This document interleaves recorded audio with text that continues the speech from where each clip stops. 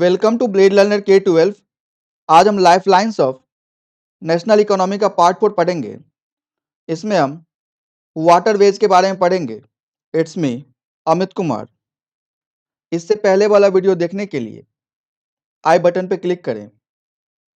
Hand written notes के लिए हमारा टेलीग्राम ग्रुप ज्वाइन करें। अगर आपके पास टेलीग्राम उपलब्ध नहीं है, डिस्क्रिप्शन में दिए हुए लिंक पर क्लिक करके हैंड रिटन नोट प्राप्त करें।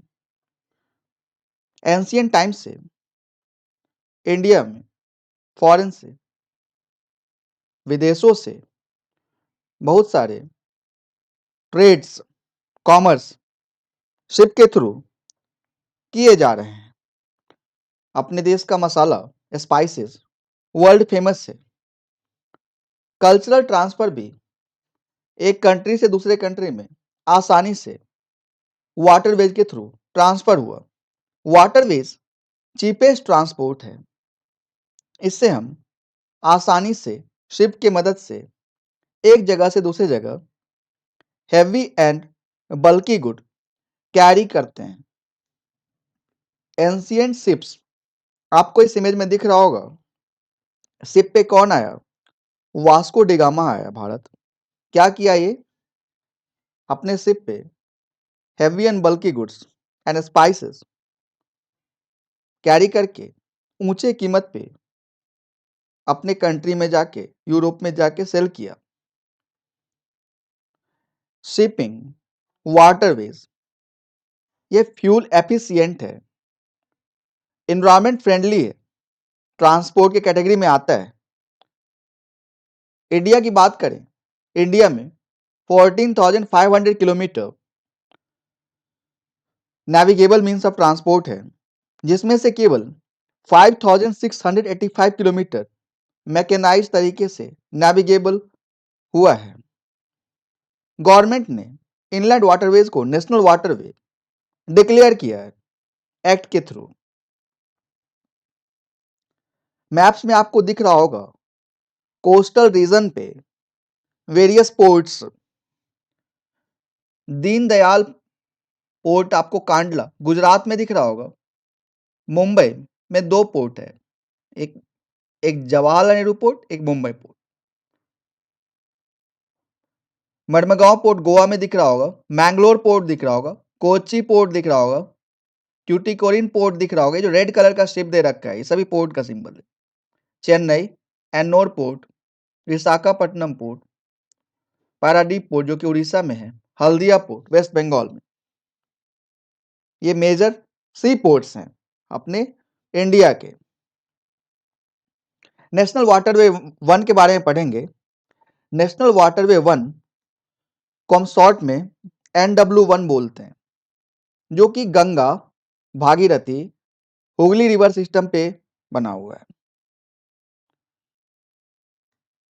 नेशनल वाटरवे 1 को देखने के लिए आपको हल्दिया से प्रयागराज तक शिप में ट्रैवल करना पड़ेगा।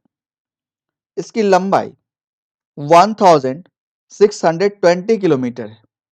हमारे देश का ये लॉन्गेस्ट वाटरवे है, जो कि multiple states West Bengal, Jharkhand, Bihar, Uttar Pradesh, UP से पास होता है। ये आप मैप्स में देखिए नेशनल वाटरवे 1 को। इलाहाबाद,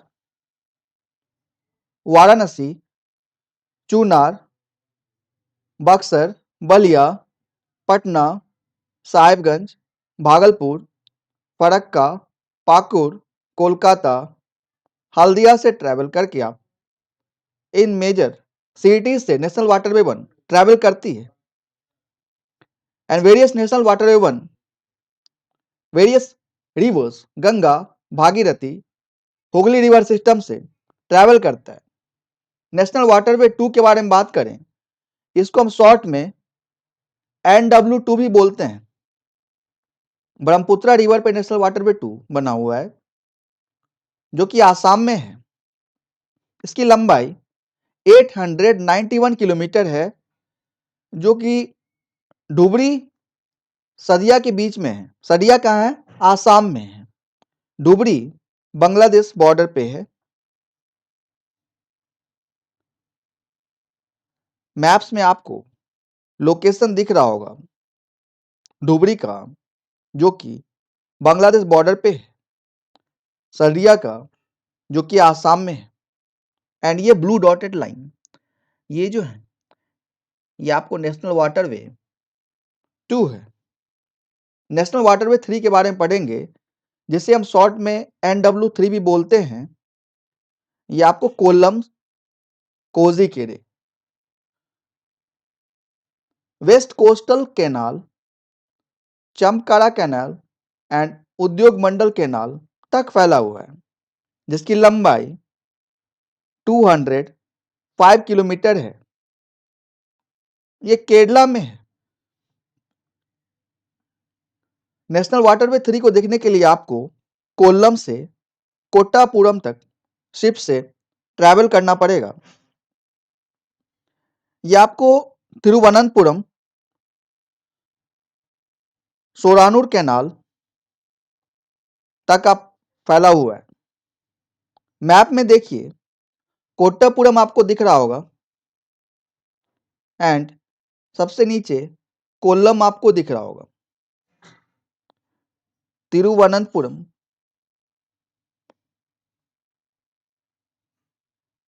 आलापुझा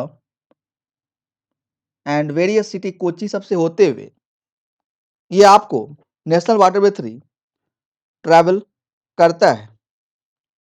नेशनल वाटरवे 4, जिसको हम शॉर्ट में NW4 भी बोलते हैं, आपको गोदावरी कृष्णा रिवर के साथ Kakinada Puducherry stretch of canal तक फैला हुआ है, जिसकी लंबाई 1078 किलोमीटर है। यह आपको कोरोमंडल कोस्ट के through Kakinada, Eluru, Komanur, Buckingham canals, part of Krishna and Godavari river in South India फैला हुआ है। It passes mainly through alignment of Thiruvananthapuram, Shoranur canal. Map में देखिए, नेशनल वाटरवे 4 को दिखाया गया है।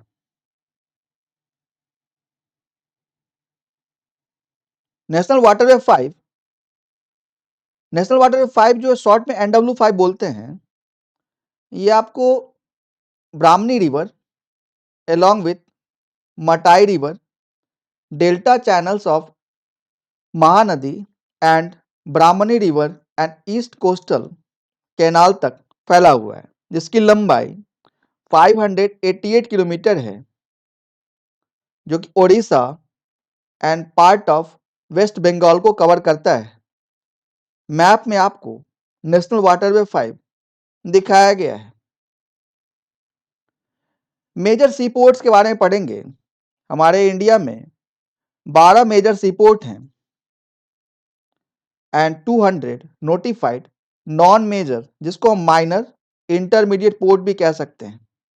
Port 95% of Indian foreign trade को कवर करता है, जो कि आपको शुरुआत में ही पता है। सी के थ्रू ट्रेडर्स अपने देश से मसाला लेके, स्पाइसेस लेके अदर कंट्रीज में जाके ऊंचे मुनाफे पे सेल किया करते थे। कोई आपसे पूछे फर्स्ट पोर्ट के बारे में, जो कि इंडिपेंडेंस के बाद सबसे पहला पोर्ट कौन सा, तो आप बोलेंगे कांडला पोर्ट, कच्छ में है। कांडला को हम दीनदयाल पोर्ट भी बोलते हैं, जो कि टाइडल पोर्ट के कैटेगरी में आता है। यहां से highly productive granary and industrial build stretching across कौन कौन से स्टेट, जम्मू कश्मीर, हिमाचल प्रदेश, पंजाब, हरियाणा, राजस्थान, गुजरात तक फैला है। मुंबई जो है वो नेचुरल हार्बर है। मुंबई बिगेस्ट पोर्ट कैटेगरी में आता है। मुंबई में जवाहरलाल नेहरू पोर्ट भी आपको देखने को मिलेगा। क्यों बनाया गया जवाहरलाल नेहरू पोर्ट? मुंबई पोर्ट को डीकंजेस्ट करने के लिए। ये एक हब पोर्ट की तरह सर्व करता है।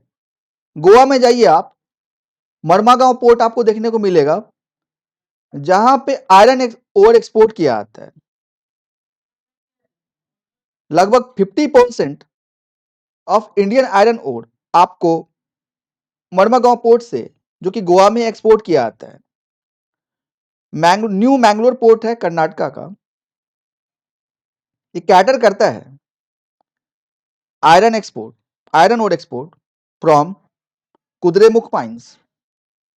कोच्चि हमारे देश में एक्सट्रीम साउथ वेस्ट पोर्ट कहा जाता है इसको। ये लोकेटेड है at the entrance of lagoon. ये नेचुरल हार्बर की कैटेगरी में आता है। East coast extreme south eastern port of Tuticorin, जो कि तमिलनाडु में है।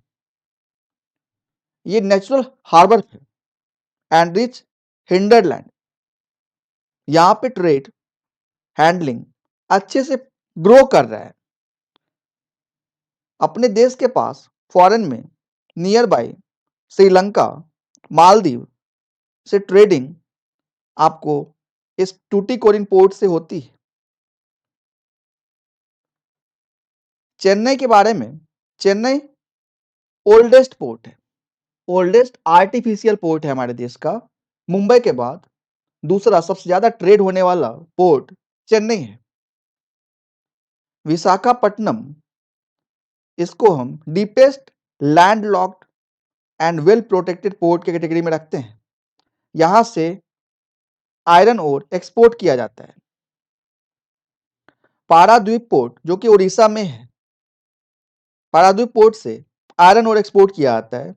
कोलकाता, इसको हम इनलैंड रिवराइन पोर्ट बोलते हैं, जहां से very large and rich hinterland of Ganga Brahmaputra basin cover करता है। ये टाइडल पोर्ट की कैटेगरी में आता है, इसीलिए इसको जरूरत पड़ती है ड्रेजिंग ऑफ हुगली की। इसके सब्सिडरी में इसके ओवरलोड को कम करने के लिए हल्दिया पोर्ट डेवलप किया गया as a subsidiary port to this Kolkata port. Thank you, all the best.